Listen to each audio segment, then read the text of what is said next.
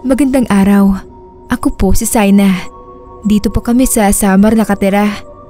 Gusto ko lang pong ibahagi sa inyo ang kwento nung magpiesta sa baryo namin. Mga 10 taon na rin ang nakaraan. Buwan ng January noon. Katulad ng nakagawian ay naghanda ng marami sa bahay para sa mga taong pupunta. Bumisita ang mga kamag-anak namin galing Leyte, kaya naging family reunion na rin yon. Naging maayos naman lahat. Nabusog sila sa pagkain at sa kwentuhan dahil ang iba ay matagal din naman namin na hindi nakikita. Kinagabihan naman ay nagsimula na ang inuman nila papa at mga tito at pinsan ko. Parang malaking compound ng bahay namin sa baryo at pati mga ibang kapitbahay ay naimbitahan na rin. Natandaan ko pa noon, habang nasa kusina kami sa likod bahay, ay naririnig namin ang malakas na boses ni Papa mula sa inuman nila. Nakikitawa din kami ni Mama habang nakikinig sa mga biruan nila ng mga tito ko. Maya-maya pa, habang naghuhugas ako ng pinggan ay nakarinig kami ni Mama ng ingay. Putok na galing sa baril kung hindi ako nagkamali. Pagkatapos noon ay biglang humahangos na tumakbo papasok ng kusina ang tito ko. At sinabi niya na tumawag daw kami ng ambulansya dahil pinagbabaril daw ng lalaking nakamotor na huminto sa harap ng bahay, si Papa. Nagmadali kaming lumabas si Mama noon para tignan si Papa. Nanginginig ang tuhod ko nang makita ko si Papa na nakahandusay at may 2 tama ng baril. Agad namang tumawag ng ambulansya si Mama. Nadala naman namin si Papa sa ospital pero binawian din ng buhay dahil maraming dugo na raw ang naubos. Halos gumuho ang mundo ni Mama nang mawala si Papa. Pagkatapos noon ay nag-imbestiga ang mga pulis. Mistaken identity daw ang nangyari sa papa ko, sabi ng mga pulis. Aminado ako na mawala si Papa ay madalas na akong gumala dahil nalulungkot ako sa tuwing nasa bahay lang ako. Naaalala ko ang pagkamatay ng tatay ko. Nahanap ko ang kasiyahan sa mga kaibigan ko. Pinagsasabihan ako ni Mama pero hindi ako nakikinig. Umabot pa sa puntong lumalayo na ang loob ko sa kanya. Isang gabi nun, kakauwi ko lang galing school. Nagugutom ako kaya dumiretso na ako sa kusina. Nadatnan ko si Mama doon pero hindi niya ako napansin. Nagtago ako sa likod ng cabinet. Narinig ko kasi na parang may kausap siya pero hindi ko nakikita. Maya-maya pa ay narinig ko na nagsalita si Mama ng tart. Nagulat ako dahil yun ang tawagan nila ni Papa. Kaya kaagad akong lumapit kay Mama para ipaalala sa kanya na wala na si Papa. Nagalit si Mama sa akin dahil hindi ko daw ba nakikita si Papa na kausap niya. At nasa harapan daw namin si Papa. Maya-maya pa ay tumayo na si Mama dahil magpapahinga na raw sa kwarto si Papa dahil pagod sa maghapong trabaho sa bukid. Naguguluhan naman ako ay hindi ko nalang pinansin iyon. Baka yun ang paraan na lang ni Mama para mawala ang lungkot na nararamdaman sa pagkamatay ng papa ko. Noong una ay hindi pa ako kumbinsido na nakikita ni Mama si Papa. Pero nang ako na ang nakaramdam ng kababalighan sa bahay ay naniwala na din ako. Natatandaan ko pa noon nang isang beses patulog na ako noon nang may kumatok sa kwarto ko. Alam kong si Mama lang yon dahil kami lang 2 ang tao sa bahay. Pagbukas ko ng pinto ay wala naman akong nakitang tao. Pero naamoy ko ang pabango na laging ginagamit ni Papa na ibinigay ng tito ko na nasa abroad. Kinilabutan ako dahil alam ko na si Papa ang nagparamdam sa akin. Maya-maya pa, may narinig akong kalabog sa kwarto ni Mama kaya nagmadali akong pumunta doon. Nakita ko si Mama na nasa sahig na. Nahihirapan siyang huminga. Agad naman akong humingi ng saklolo sa kapitbahay at nadala si Mama sa ospital. Nang maging maayos na si Mama ay kinausap ko siya. Sinabi ko ang naramdaman ko ng gabi na bago siya nadala sa ospital. Ang sabi ni Mama, baka si Papa raw yun. Siguro ay ginising lang daw ako ni Papa para malaman na may nangyaring hindi maganda kay Mama. Simula nang mangyari yon ay hindi na nagparamdam si Papa. Alam niyang maayos na kami ni Mama at pinangako ko na aalagaan ko siya.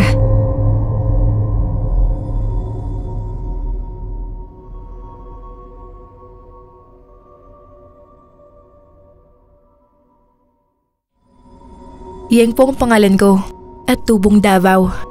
Pero dito na po ako nakatira ngayon sa Naga, na probinsya ng asawa ko, kung saan nangyari yung kwentong ibabahagi ko sa inyo. Buwan ng Mayo nang lumipat kami ni Nonoy sa bahay ng magulang niya mula sa Manila. Doon po kami nagkakilala at nanirahan ng mahigit 1 taon bago namin ipinasyang doon na lang sa kanila tumira. Nakatiwangwag lang kasi yung kapirasong lupa niya doon, kaya naisip naming tayuan na lang ng maliit na bahay. Tamang-tama naman na ilang araw na lang ay fiesta na doon sa barangay nila. Lilibutin daw namin ang mga kamag-anak nila para ipakilala ako at makipamiesta na rin. At nang dumating na nga yung kapistahan, maaga kaming nagpaalam sa mamang at papang ni Nonoy para magsimba. Pagkatapos ng misa ay nabadaan kami sa plaza kung saan nagsisimula ng iba't ibang palaro. Sinabi ni Nonoy na manood muna kami sandali bago kami pumunta sa mga pinsan niya. Nalibang naman ako habang nanunood at hindi ko napapansin na nagpapalipat-lipat na pala ako ng pwesto, kakasilip sa mga naglalaro. Madami kasing tao at natatabunan ako. Nung paglipat ko uli ay may nabangga ako. Hindi ko alam kung sino doon kasi nagkakatulakan nga, pero nagsabi ako ng sorry. Paglingon ko ay may nakita akong isang matandang babae na nakaitim na damit at may belo sa ulo. Napa-second look ako sa kanya kasi yung unang tingin ko ay masama ang tingin niya sa akin. Binalikan ko siya ng tingin at nakumpirma ko ngang matalim ang titig niya sa akin. Napatitig din ako sa kanya kasi inisip ko kung bakit siya nagagalit. Kung siya pala yung nabangga ko, nagsorry naman ako. Doon na ako inaya ni Nonoy at pumunta na nga kami sa mga kamag-anak niya. Malayo-layo din yun sa plaza pero nilakad na lang namin kasi marami pa kaming nadaanan ng mga palaro at iba't ibang paninda. Pero maya't maya akong natitigilan at napapalingon kasi pakiramdam ko ay may nakatingin sa akin. Hanggang sa nakarating na nga kami sa bahay ng pinsan niya. Pinakilala ako ni Nonoy sa mga tao doon. Tapos ayun, kamustahan sila, balitaan. Nung kumakain na kami sa kusina nila, nasa tapat kami ng bintana. Habang kumakain alumpihit ako. Pasimple akong nagpalinga-linga dahil naramdaman ko uli na parang may nakatingin sa akin. Pero abala naman ang lahat sa pagkain. Napansin nga iyon ni Nonoy kaya tinanong niya ako. At kunento ko nga yung tungkol sa matandang babae. Sabi naman niya ay hayaan ko lang, nga daw yun yung nabangga ko.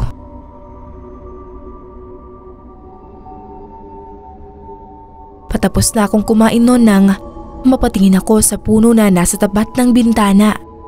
At nagulat ako nang makita ko doon yung matandang babae sa ilalim ng puno, nakatingin at nanlilisik ang mata sa akin. Napasingap ako at itinuro ko yun kay Nonoy pero bigla na lang nawala. Naulit pa yung pagkakita ko doon sa matanda nung araw pa rin yon. Doon naman sa bahay ng tiyuhin ni Nonoy. Di kalayuan yon sa bahay ng pinsan niya pero mas mapuno na sa gawing yon. Nakikipagtagayan na si Nonoy habang ako naman kakwentuhan sa likod bahay ang tiyahin niya. Marami kasing tanim na gulay at bulaklak doon kaya naaliw ako.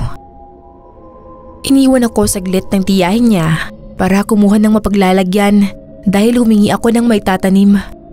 Nang bigla na lang sumulpot sa harapan ko yung matandang babae. Napasigaw ako sa gulat pero hindi natinag yung matanda at nalilisik talaga yung tingin niya sa akin. Nung magtakbuhan doon sina Nonoy ay bigla na naman siyang nawala.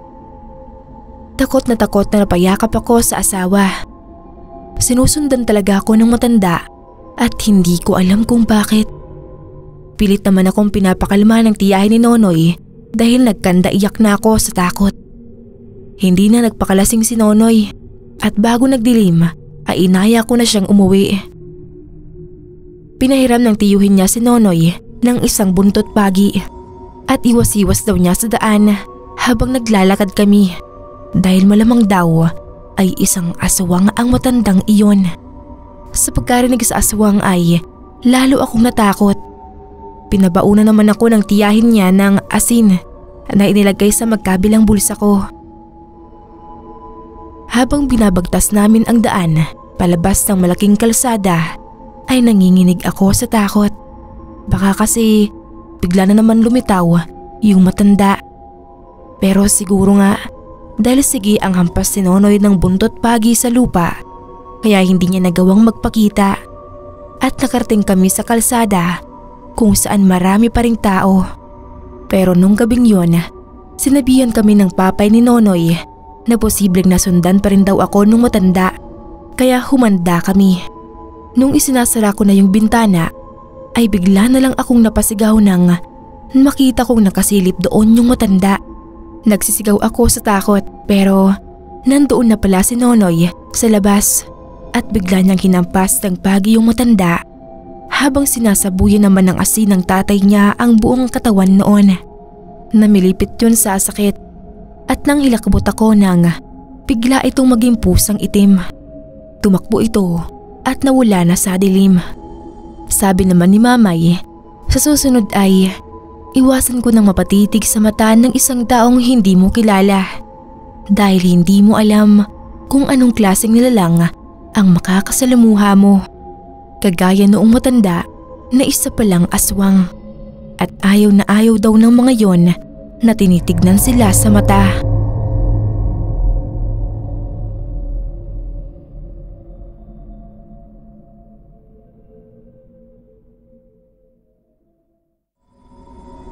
Ako po si Lorna. Dito ako sa Batangas nakatira ngayon. Gusto ko lang pong ibahagi sa inyo ang karanasan ko nung fiesta sa amin. Magpipiesta na naman po kasi kaya naalala ko na naman. Karanasan po namin ng kapatid ko noon sa peryahan.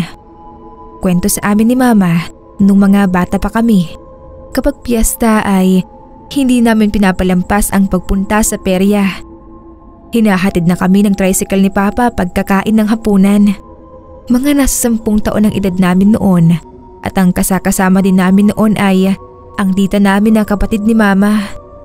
Nagpaalam lang daw si Mama na iihi lang siya saglit pero nung bumalik na siya ay ang kapatid ko na lang na si Luisa ang kasama ni tita.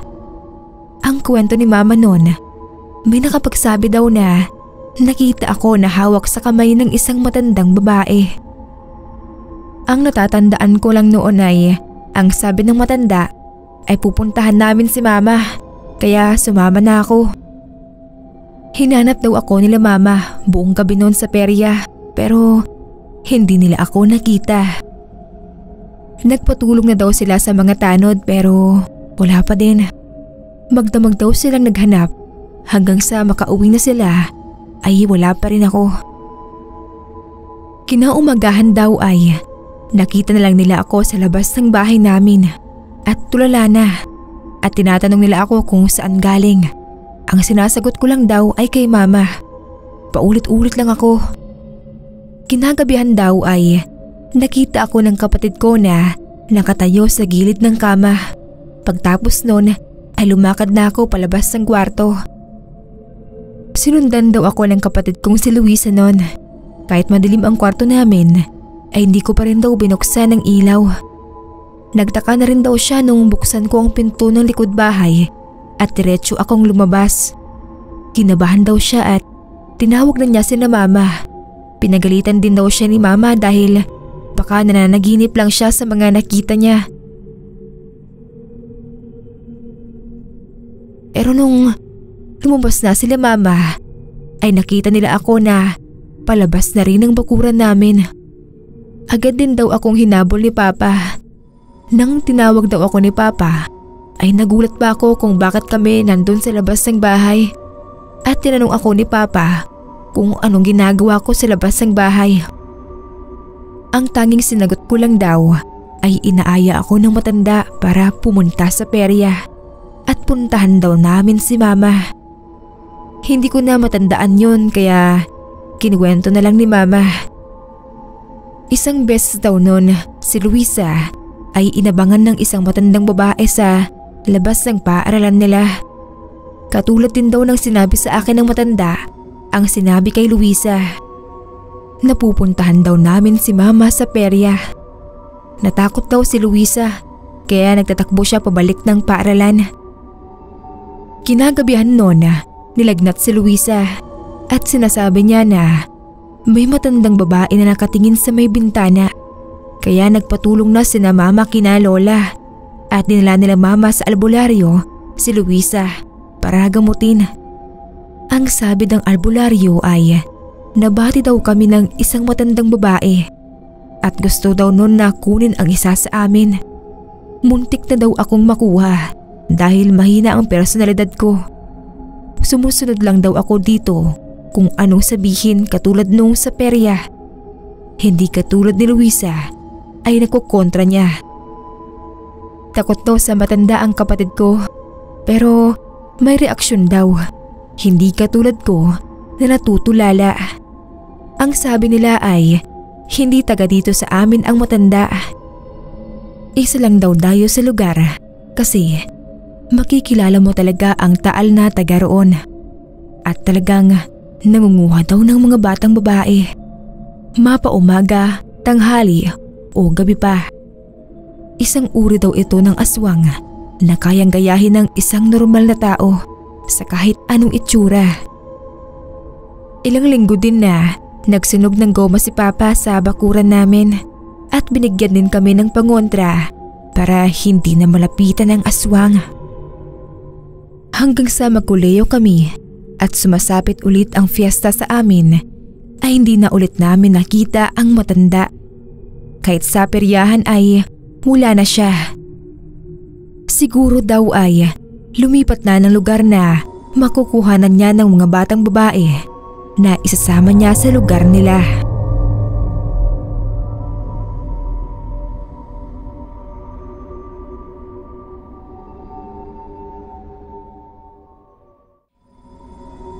Hello po sa ating narrators and admin.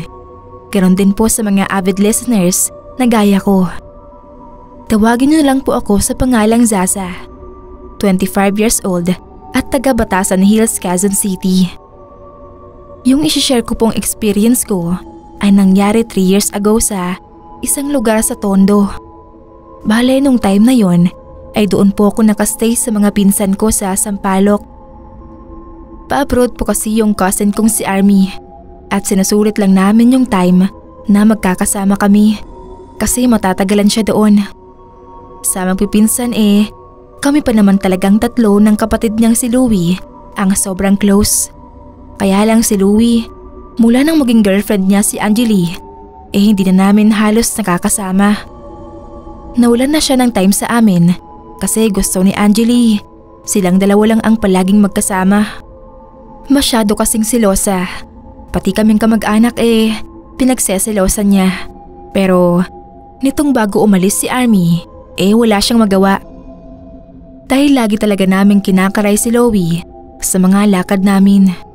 Siyempre, matagal magkakahiwalay yung magkapatid kaya dapat sulitin yung moment na magkakasama sila. Inaaway nga kami ni Angeli pero hindi na lang namin pinatulan. Pero 2 days bago yung flight ni Army, nagulat kami nang biglang sumulpot doon si Angeli. Ini-invite kami dahil fiesta daw sa kanila. Very friendly yung dating niya noon at nag-apologize pa sa pagtataray niya sa amin. Kaya napilitan kaming pagbigyan siya. Pagdating namin sa bahay nila Angeli, formal na mukha ng mga tao doon ang sumalubong sa amin. Nakabungad sa harap ng bahay yung grupo ng mga lalaking hubad-baro na nagiinuman.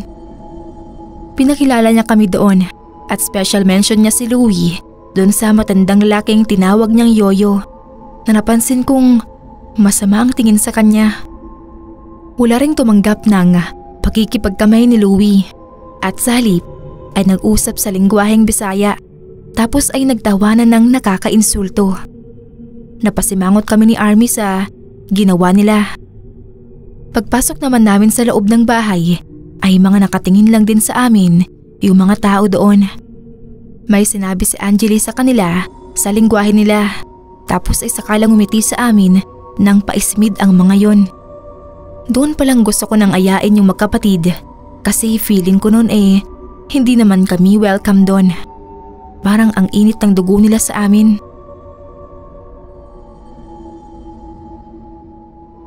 Bumulong si Louie na pagpasensyahan na lang daw namin. Nahalata siguro ni Angeli kaya nung may sinabi uli siya sa mga tao doon, pinaupo na kami at inestima. Nung kumakain na kami, ay panay ang tingin nila sa amin habang nag-uusap sa dialect nila. Maya-maya ay pumasok doon yung kuya daw ni Angeli at pilit tinagayan si Louie ng alak. Nung inabot niya yun ay napansin kong nakasawsaw ang dulo ng hiniliit niya sa alak. Napansin ko ang ganoon din ang ginawa nung tiyahin daw ni Angeli nung hainan niya kami ng ulam. Nakita kong nakalubog din ang daliri niya sa ulam na may sabaw. Hindi namin iyon ginalaw ni Army pero nagulat na lang kami nung bigla niya kaming lagyan sa kanin. Nailang lang kami kaya napilitan kaming sumubo.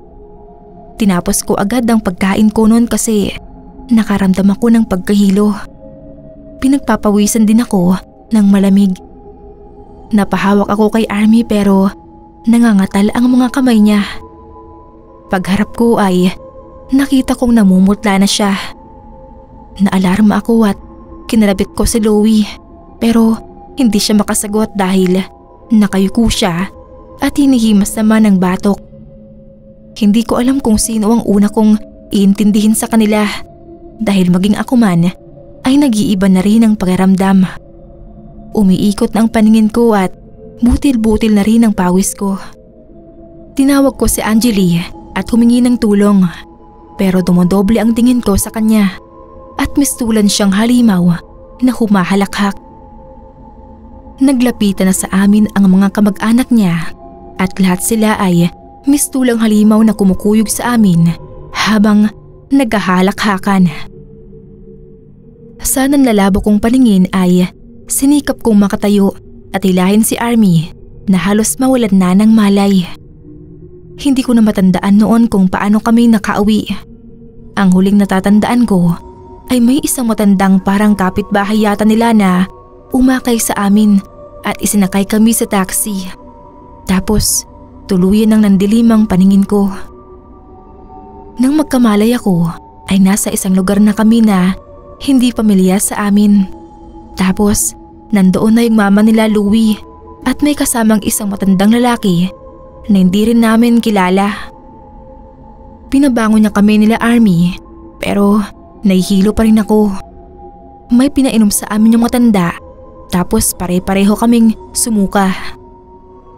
Nang bumalik kami sa wisyo ay doon namin naintindihan ang mga nangyari. Albularyo pala ang matanda na pinagdalhan sa amin ng tita ko at ayon sa kanya ay nadali kami ng mag-anak ng manlalason. Maaring napagtripan daw kami o mainit ang dugo sa amin. Kaya pala inimbita kami ni Angeli sa fiesta nila ay may masamang balak pala sa amin. Natuloy naman na umalis si Army at si Louie ay nakipaghiwalay kay Angeli na pamilya pala ng Manyayanggaw. Hello po, ako po si Judy. Naisipan ko pong ibahagi sa inyo ang kwento ng tita ko nung nasa kolehiyo pa lang siya. Kapatid ng tatay ko si Tita Elma. Panganay ang tatay ko sa kanya at taga Bacolod sila. Kwento ni Tita Elma, nung nasa kolehiyo raw siya, ay sinama siya ng manliligaw niya sa lugar nila, doon din sa Bacolod. Fiesta raw kasi sa lugar nila at gusto raw ipakilala si tita sa mga magulang nung lalaki. Isinama ni tita ang kaibigan niya dahil hindi daw siya papayagan nila lola kung mag-isa lang siya. Bus ang sinakyan nila tita noon dahil malayo na sa bayan ang lugar ng manliligaw niya. Baryo ang lugar ng lalaki. Liblib na yata. Mga 4:00 ng hapon sila umalis noon at 7:00 na sila nakarating doon. Kinabukasan pa raw ang fiesta doon, kaya hapon sila nagpunta para maaga sila kinabukasan. Pagdating daw nila sa bahay ng manliligaw ni tita ay may mga nagiinuman na at nagkakatay ng mga ihahanda para sa fiesta. Nasapik daw noon sina tita dahil may sayawan sa plaza kinagabihan. Kaya nagpunta sila roon. Ipinakilala daw sila tita sa mga kaibigan nito at mga kamag-anak. Inimbitahan din sila para sa fiesta. Kinabukasan ay maagang nagising sila tita at ang kaibigan niya. Tumulong din daw sila sa paghahanda sa fiesta. Tanghali noon nang kumain sila pero kunti lang dahil may nag-aaya daw sa kanila para doon naman kumain. Hindi nila matanggihan dahil hindi naman sila taga roon. Hindi daw nakasama noon ang manliligaw niya kasi abala sa ginagawa. Kaya sila na lang ang nagpunta doon sa nag-aaya sa kanila. Pero hindi daw napansin ng manliligaw ni tita kung sino ang nag-aaya kina Tita Elma kahit ang mga magulang nito. Nang nandun na sila sa bahay ay humingi muna ng soft drinks si Tita Elma dahil nauuhaw na siya. At ang kaibigan niya ang panghimagas naman ng kinain. Pagtapos daw nilang kumain ng handa ay umuwi na sila dahil baka hinahanap na sila ng manliligaw ni tita. Pagdating daw nila sa bahay ay biglang sumakit ang tiyan ng kaibigan ni Tita Elma. Akala nila tita ay nasobrahan lang sa pagkain. Hanggang gabi ay hindi pa rin tumitigil ang pagsakit ng tiyan niya. Parang pinipiga daw ang bituka at panihilab. Nagsusuka na nga rin daw ang kaibigan ni Tita Elma pero panay tubig lang ang lumalabas. Tinanong sila ng magulang ng manliligaw ni Tita Elma kung sino ang nag-imbita sa kanila at ano ang kinain nila roon. Dinuguan at kaldereta lang daw ang kinain niya. Si Tita Elma naman daw ay hindi kumain ng ulam kaya hindi siya sinakitan ng tiyan. Panay pilit daw ng babae na kumain sila sa bahay. Itinuro pa daw ni Tita Elma kung saan nakatira ang babae. Nagtaka daw si Tita Elma dahil nagkatinginan ang manliligaw niya at ang mama nito. Malayong kamag-anak daw yun ng manliligaw ni Tita Elma. Pero hindi na raw nila pinapansin yun. Simula nang manggaling ng abroad yun ay hindi na pumupunta sa kanila. Ang balita pa raw ay nahawaan yun ng pagiging aswang.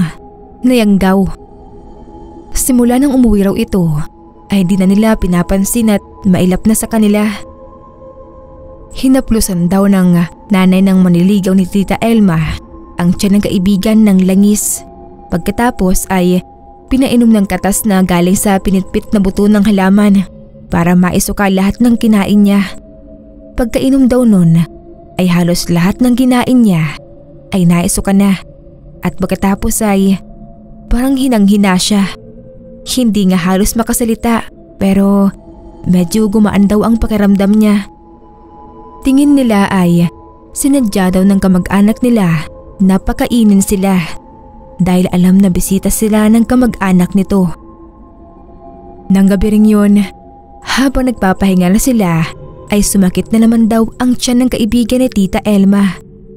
Pauwi na sana sila kinabukasan kaya lang ay ganun ulit ang nangyari. Kaya dinala na nila sa albularyo ang kaibigan ni tita. Nalaman nila na ginawan talaga ng masama ng aswang ang kaibigan niya. Kaya pinuntahan yun ng mga magulang ng maniligaw ni Tita Elma at napaamin nila. Humingi naman ng tawad ang kamag-anak nila sa nagawa at nangakong hindi niya na ulit gagawin at tutulungan siya na magpagamot ng mga kamag-anak. Nainggit pala dahil sila ay maraming bisita. Tapos sa kanya walang pumapansin. Pagkatapos daw nun ay umuwi na sila Tita Elma at hindi na ulit sumakit pa ang tiyan ng kaibigan niya.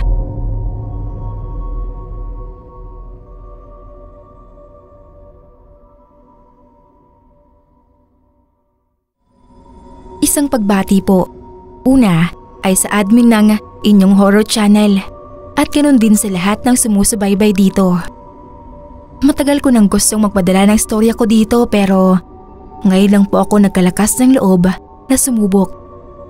Bago po ang lahat magpapakilala muna ako. Ako nga po pala si Julie.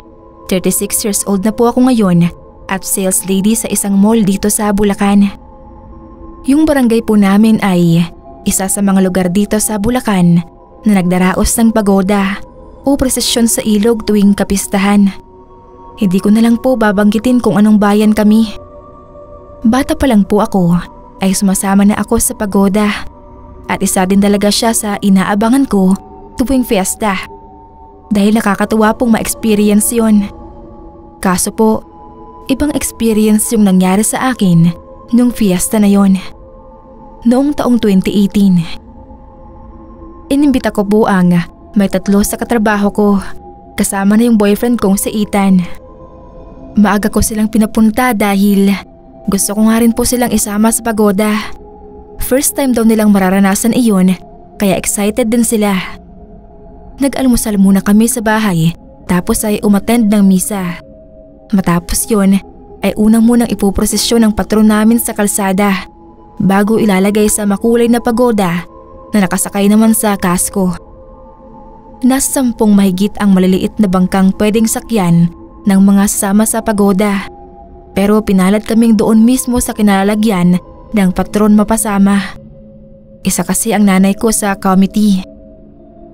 Nagsimulang umandar ang pagoda at lumibot sa ilog. Pinalilibutan siya ng mga maliliit na bangkang makukulay din ang gayak. Masaya ang mood ng lahat. Nag-e-enjoy naman ang mga kasama ko. Napapaindak pa si Ethan sa tugtog ng musiko na kasama din doon. Ako naman ay inililibot ang tingin sa kabaligiran. Gandang-ganda kasi talaga ako sa ilog na yon. Nakaka-relax tignan ang malinis na ilog at makapal na hilera ng bakawan. Inilibot ko din ang tingin ko sa mga nakangiting muka ng mga naroon.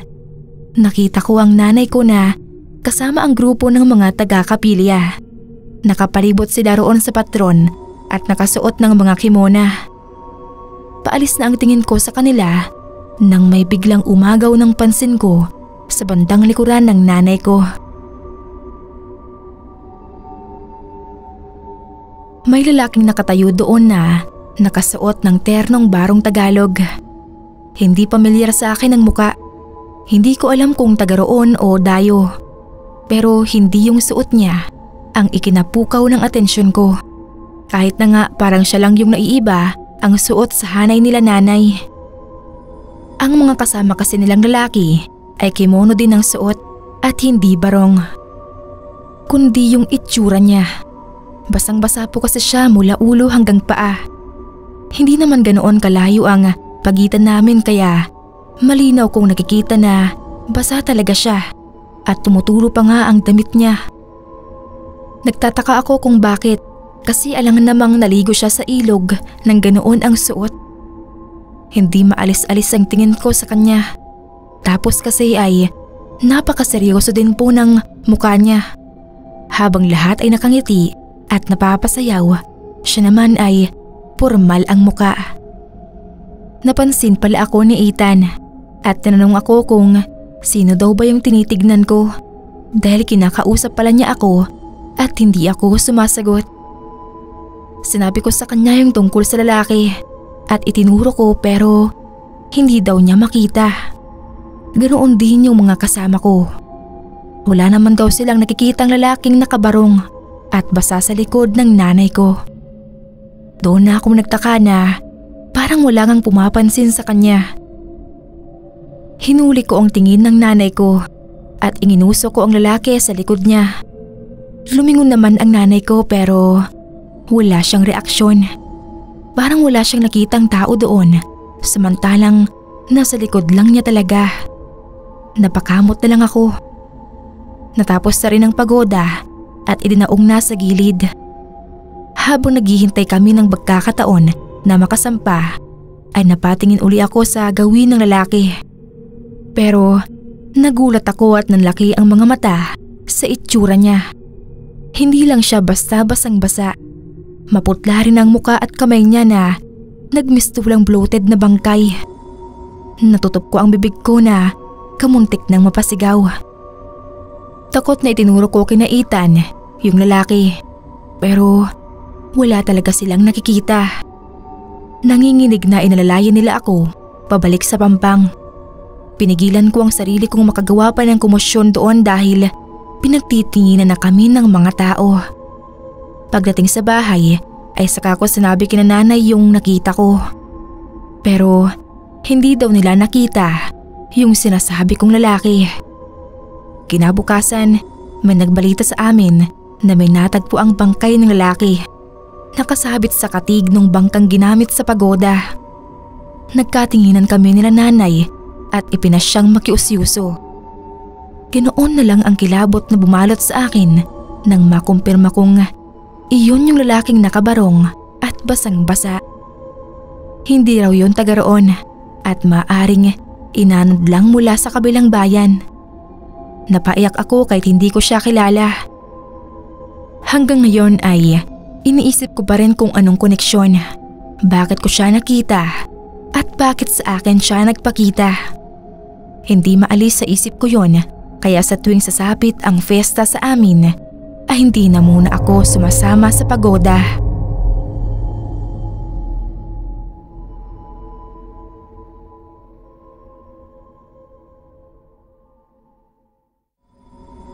Kumusta po?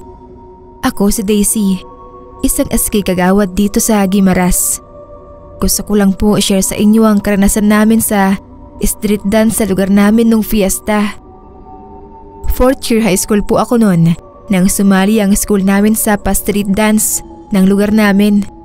At dito na rin nangyari ang nakakakilabot na kwento. Halos araw-araw pagtapos ng klase ay nagpa-practice kami para kapag dumating na ang contest ay maging maayos ang performance naming lahat. Bisperas po ng fiesta nang gawin ng street dance. Ang tema ng sayaw namin ay parang tribo, kaya napuno ng body paint na kulay itim ang katawan namin. Parang nalublob kami sa putikan dahil sa pinturang itim sa katawan namin. Enjoy naman namin kasi maganda ang tugtog at marami naman ang nanonood. Mga bandang hapon na ay marami na rin ang sumali sa street dance at halos mapuno na ang buong kalsada. Maya-maya lang ay may tumibi sa akin na lalaki. Naka-body paint din ito ng itim. Inakala ko na kasama namin siya sa street dance. Panangisi pa niya sa akin kaya inirapan ko. Ang mas nakakainis ay ang mayat-maya niyang pagbangga sa balikat ko at patawa-tawa pa. Ang sabi ng kasama ko ay baka lasing lang daw dahil nga fiesta. Hindi na ako nakatiis kaya tinulak ko na at muntik siyang matumba. Sinit ako ng isang kasama ko. Malakas daw ang usog nun at marunong sa pangungulam. Sa baryo daw yun nakatira. Sobrang inis ko kasi sa ginawa niya. Umalis din naman siya at bago siya tuluyang lumayo ay tinuro niya muna ako at tinignan ako ng masama at parang bumubulong-bulong din siya.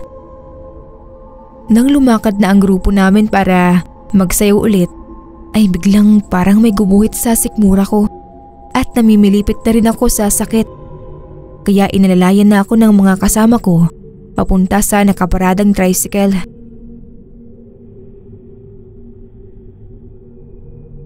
Ang sabi pa ng isang kasama ko ay baka nausog daw ako ni Loloy, ang lalaking lumapit sa akin kanina. Pagtapos noon ay dinala na din ako sa ospital. Pagdating ko doon ay panay ang suka ko na at namumutla na ako. Hindi ko na rin alam kung anong posisyon ang gagawin ko sa higaan. Tinawag nang ng mga kasama ko si Mama. Sabi nila ay subukan ko daw na magpalaway kay Loloy. Hindi ako naniniwala noong una. Mas tiniis ko pa ang sakit kaysa magpalaway kay Loloy. Isang gabi ako sa ospital. Halos nagdidelirio na ako sa sakit. Ini-injectionan na rin ako para sa pain reliever. Pero hindi umiepekto. Hindi pa rin lumalabas ang test na ginawa sa akin. At kahit nakapikit ako ay nakikita ko pa rin ang mukha ng lalaking yon. Hindi ako makatulog. Iniwan muna ako sandali ni Mama para tanungin kung ano ang resulta ng test na ginawa sa akin. Sa bintana sa tabi ng kama ko ay nakita kong nakasilip si Loloy. Nakangisi pa sa akin. Hindi ko naman alam kung dahil ba sa sobrang sakit ng tiyan ko, kaya kung ano-ano ang nakikita ko. Nang bumalik si Mama sa kwarto ko ay napansin ni Mama na parang naninigas na ako at may itinuturo sa bintana. Pagtapos daw nun ay biglang tumirik ang mata ko. Kaya tinawag na ni Mama ang doktor, pero binigyan na ako ng gamot ay ganun pa rin. Wala din nakita sa mga test na ginawa sa akin. Kaya tinext ni Mama ang kasama ko kanina at naikwento niya nga ang tungkol kay Loloy. Kaya umuwi muna si Mama sa bahay at pinakuluan ang damit na suot ko nang magsayaw kami at pinainom sa akin. Hindi ko masikmura ang lasa kaya ang iba ay naisuka ko. Pagtapos nun ay medyo gumaan na ang pakiramdam ko. At kinabukasan nga ay nakauwi na kami at dinala naman ako sa albularyo. Tama nga, nausog ako ni Loloy. Kaya nang maayos na si Loloy ay pinakiusapan ni Mama na lawayan ako at maya-maya lang ay gumanda na ang pakiramdam ko. Humingi din ako ng pasensya at sinabihan din ako ni Mama na bawasan ko ang pagiging suplada sa ibang tao.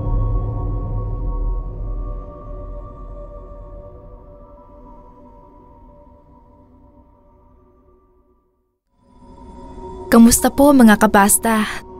Tawagin niyo na lang po akong Daleng.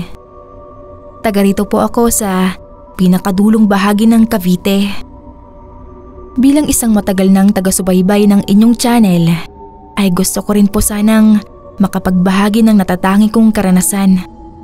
Tungkol po ito sa kababalaghang naranasan namin ng kaibigan kong si Matel sa isang piyestahan.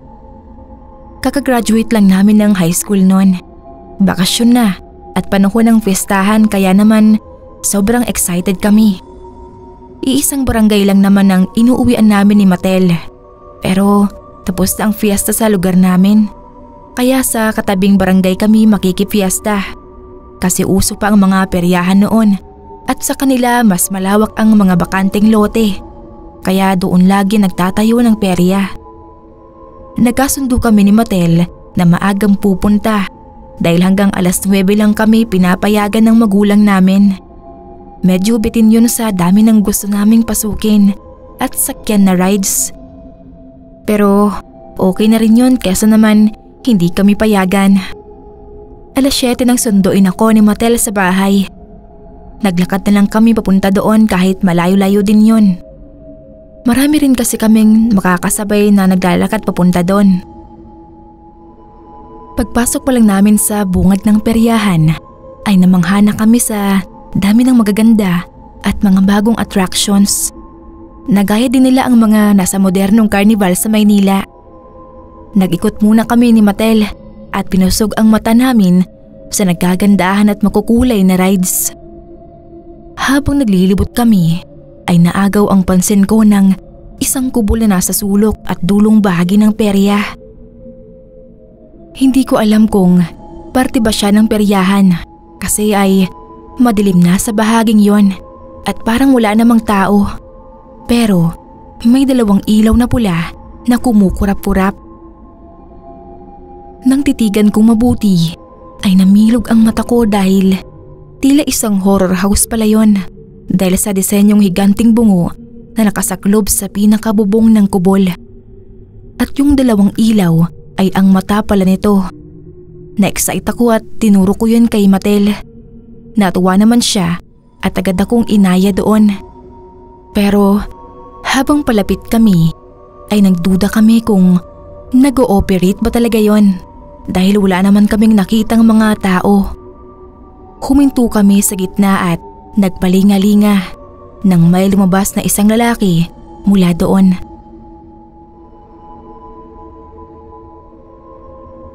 Nakasuot ito ng costume na mala Freddy Krueger at kinakawayan kami. Nang makapagbayad ay pumasok na kami sa loob pero halo ang excitement at kaba namin dahil mas creepy pala sa malapitan ang horror house na yon. May mangilan-ngilan kaming nakitang tao sa bungad na nauna nang pumasok sa amin. Halata din yung kaba nila. Kung anong alinsangan sa labas ay siya namang lamig sa loob. Habang papasok ay nanunuot pa ang lamig sa katawan namin. Pero napansin naming medyo boring kasi nakakailang hakbang na kami ay wala pa kaming gaanong na-encounter na ikakasigaw namin sa gulat. Maliban sa mga nakikita naming nakasabit na kung ano-anong creature. Maya-maya ay narinig namin ang biglang pagtitilian ng mga nauna sa amin. Hindi namin sila natanaw pero nagsisigawan sila na parang takot na takot. Naghawak kami ng kamay ni Matel at kinakabahang naghanda. Pero biglang nawala na yung mga sigawan kaya nagkatinginan kami. Nasa bandang gitna na kami noon at medyo dumilim na ng gusto. Halos wala na kaming makita kaya tumigil kami sa paglakad. Tapos ay may nakita kaming usok sa harap namin na unti-unting kumakapal. Bago yun sa experience namin. May effects pa yun na kulay pulang ilaw kaya mas kita na yung usok. Tapos unti-unti ay may lumalabas na figura mula sa makapal na usok. Napahigpit ang hawak ko kay Matel. Kinakabahan na ako. Hanggang sa lumitaw na yung figura na yon. Bigla kaming napasigaw ng malakas dahil sa nakakapangilabot na itsura nito. Isang malaki at maitim na nilalang. Mahaba at buwaghag ang buhok at umiilaw sa dilim ang nanlilisik na mga mata. Lumikha ito ng nakakatakot na tunog na nagpatili uli sa amin ni Matel. Nang humakbang ito palapit sa amin ay napaatras kami. Ibang klase ng kaba ang bumalot sa amin nun dahil parang hindi na props o costume lang yon. Parang totoong halimaw na. Biglang sinunggaban nun si Matel at nang hilakbot ako nang makita kong lumabas ang mahaba niyang dila. Nagpipiglas si Matel sa takot at nasugatan siya ng matutulis itong kuko sa braso. Hindi nga props yon. Totoo nang halimaw yon. Sindak na nagsisigaw ako at humingi ng tulong habang pilit kong hinihila si Matel sa pagkakahawak ng halimaw. Nagawang makawala ni Matel at tinakbo namin ang pinanggalingan naming entrance. Hinarang kami sa bungad nung lalaking pinagbayaran namin pero magkatulong namin siyang tinulak ni Matel. Nang makalabas ay tumakbo kami patungo sa karamihan ng tao. Hinihingal na nilingon namin yung pinanggalingan namin. Pero ganoon na lang ang pagkabigla namin ni Matel nang wala na kaming makitang horror house doon. Na walang parang bula sa kinatatayuan niya.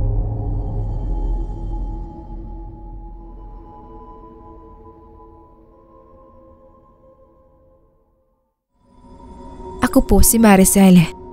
Ibabahagi ko lang po ang nakakatakot na naging karanasan namin ng ate kong si Alona.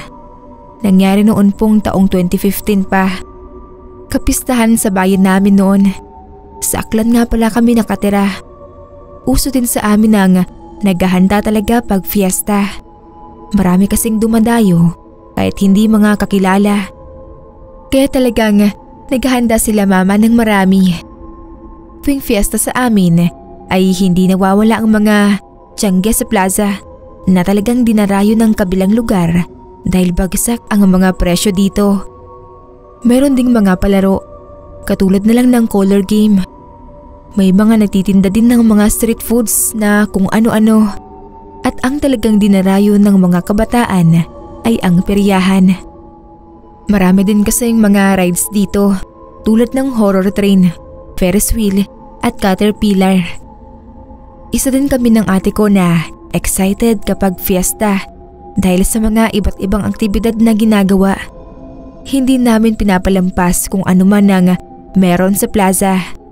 Pero hindi namin inaasahan na pag-uwi namin isang gabi ay mababalot kami ng kilabot. Inaya ako ni Ate Alona na magpunta kami sa night market. Isinama ko ang best friend kong si Debbie dahil kasama niya din ang kaibigan niya. Bumili muna kami ng pagkain dahil hindi pa kami naghahapunan ng oras na yon. Pagtapos noon ay nagpunta kami sa peryahan. Naglaro sa color game at sumakay sa caterpillar. Naglaro din kami saglit ng bingo. Tapos ay nag-aya ang kaibigan ni Ate Alona na sumakay sa Ferris wheel. Libre daw niya kaya sumama na din kami.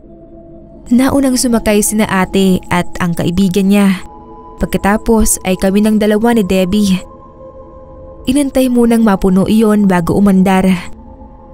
Mataas ang Ferris wheel, tanaw ang buong bayan. Habang tumataas na ang Ferris wheel, ay tinatanaw ko ang langit. Maliwanag at bilog din kasi ang buwan. Malapit na kami sa itaas ni Debbie nang bigla niya akong kalabitin. Nilingon ko naman agad siya at tinanong.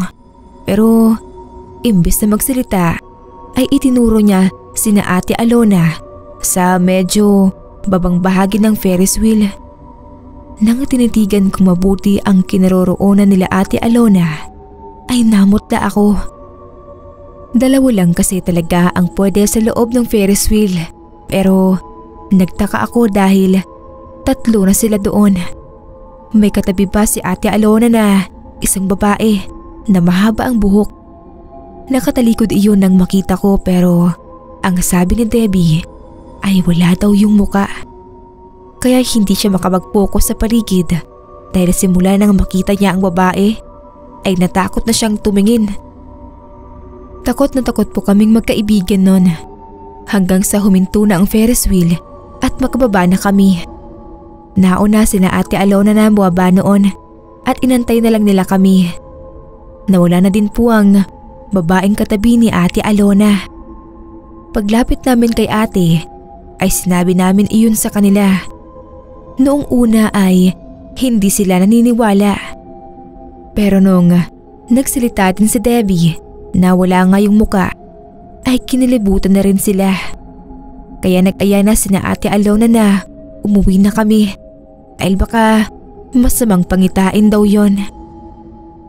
Hanggang sa makauwi na kami ay hindi pa rin mawala sa isip ko ang itsura ng babaeng katabi ni Ate Alona sa Ferris wheel. Kinuwento ko yun kay mama. Doon din namin nalaman na may namatay palang babae doon sa Ferris wheel. Mag-asawa pa lang daw sila mama at papa noon nang nabalitaan nilang may tumalon na babae sa Ferris wheel at pataob na bumagsak sa lupa. Na-depress daw iyon nang makunan siya at iwanan ng asawa. Saktong fiesta daw iyon nang tumalon siya sa Ferris wheel. Kaya pinatigil muna pansamantala ang peryahan. Ibinalik na lang daw ng mga ilang taon na rin ang lumipas. Kaya siguro walang muka ang babaeng iyon dahil pataob na bumagsak sa lupa. Tuwing fiesta daw ay nagpapakita talaga yon at natsyempo naman na kami ang sumakay doon at nakakita.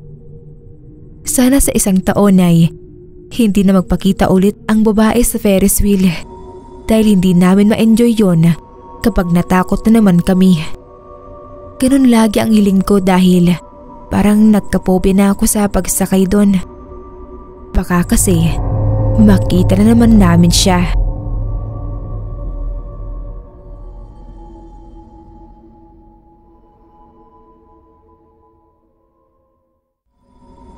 Magandang araw po sa lahat ng mga listeners ng inyong channel.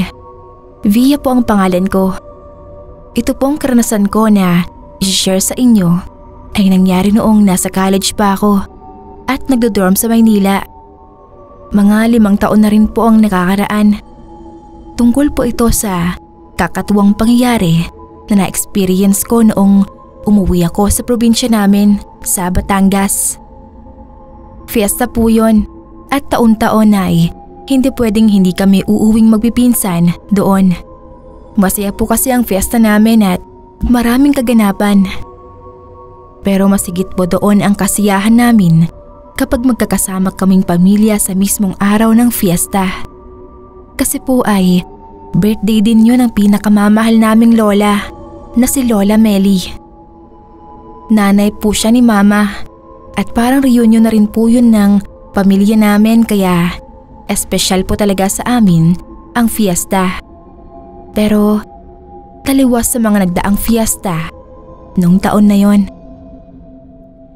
Bagamat sabik din naman akong makauwi may bigat at lungkot sa puso ko dahil alam kong wala ng Lola Meli na sasalubong sa akin sa gate. Wala na po kasi ang lola ko. Namatay siya ilang buwan matapos ang huling fiesta na kompleto kaming lahat. Ganun pa man ay pinilit pa rin naming maging masaya para sa mga magulang namin at para din sa isa't isa dahil iyon ang gusto ng lola. Kagaya ng dati, may videoke at sayawan, may mga palaro at marami pa rin nakahain sa mesa. Pero wala na ang partikular na pagkaing paborito ko. Yung ubi halaya ni Lola Meli na hinahanap-hanap ko. Natatandaan ko kasi na noong bata ako, lagi akong malungkot. Lagi akong umiiyak kasi binubuli ako sa school. Bisperas ng fiesta nun, umuwi akong masama ang loob dahil sinaktan ako ng kalaro ko. Inamo ako ni Lola tapos sabi niya, lulutuan niya ako ng masarap na ubi halaya. Pinapanood ko pa noon ang paggawa niya. Mabusisi at mahirap pero parang napakadali lang para kay Lola. Sarap na sarap ako doon. Parang gumaan yung pakiramdam ko at mula noon, yun na yung naging comfort food ko. Pero ayoko ng iba. Wala akong ibang kinakain na ganun kundi ang gawa lang ni Lola Meli ko. Kaya nung fiesta na yon, kunti lang ang nakain ko. Yun lang ding yung ilang putahe na si Mama naman ang nagluto. Wala ding nangahas sa kanilang magkakapatid na gumawa dahil walang makakuha ng luto ni Lola. Kaya lalong bumigat ang pakiramdam ko at lalo kong na-miss si Lola. Nung gabing yon bandang 11:00, nagpapahinga na ang lahat. Nakaramdam ako ng gutom kaya pumunta ako sa kusina. Pagbukas ko ng ref ay bumungad sa akin ang isang pamilyar na Tupperware. Naaalala ko na doon sa espesyal na lalagyan na iyon, inilalagay ni Lola ang halaya na nakabukod sa lahat at para lang sa akin kasi ako daw ang espesyal at pinakapaborito niya sa lahat ng apo. Na-curious lang ako kung anong laman nun kaya kinuha ko at binuksan. At laking gulat ko nang makita kong ubi halaya ang laman nun.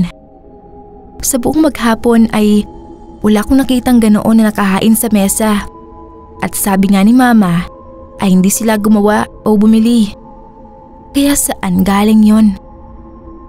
Wala pang kabawas-bawas yon at sa kulay at texture ay parang kagaya ng pagkagawa ni Lola. Natakam ako kaya kumuha ako ng kutsara at tinikman iyon. Natigilan ako sa pagsubo. Sinundan ko agad ng isa pa at nanamnam kong mabuti. Hindi ako maaaring magkamali. Ganoong-ganoon ang lasa ng ubi halaya ng Lola Meli. Kinilabutan ako at hindi ko maiwasang mapaiyak. Napabulong ako sa hangin at tinanong ko si Lola kung nandoon ba siya at kung siya ang gumawa nun. Malamig na hangin na may kasamang amoy ng kandila at bulaklak ang naging sagot sa tanong ko. Tapos ay naramdaman ko ang bahagyang paggalaw ng tenga ko na parang may kumiliti. Agad gumapang ang kiliti at kilabot sa katawan ko. Ganoon ang ginagawa ni Lola sa akin kapag kino-comfort niya ako. Kinikiliti niya ako sa tenga. Nagtataasan lang ang balahibo ko pero hindi ko magawang matakot. Muli akong bumulong sa hangin at binati ko siya ng Happy Fiesta at Happy Birthday.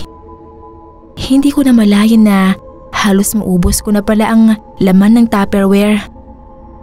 Kinabukasan tinanong ko si Mama at yung mga tao sa bahay kung saan galing yon. Gulat na gulat sila Mama at sumusumpa silang hindi nila alam kung saan galing ang halaya na yon. At maging siya ay nakilala rin ang nag-iisang lasa ng luto ni Lola. Kinikilabutan man ay nagawa pang magbiro ni Papa na ang lakas ko daw talaga sa lola ko dahil bumalik pa siya nung fiesta na yon para lang ipagluto ako ng ubi halaya.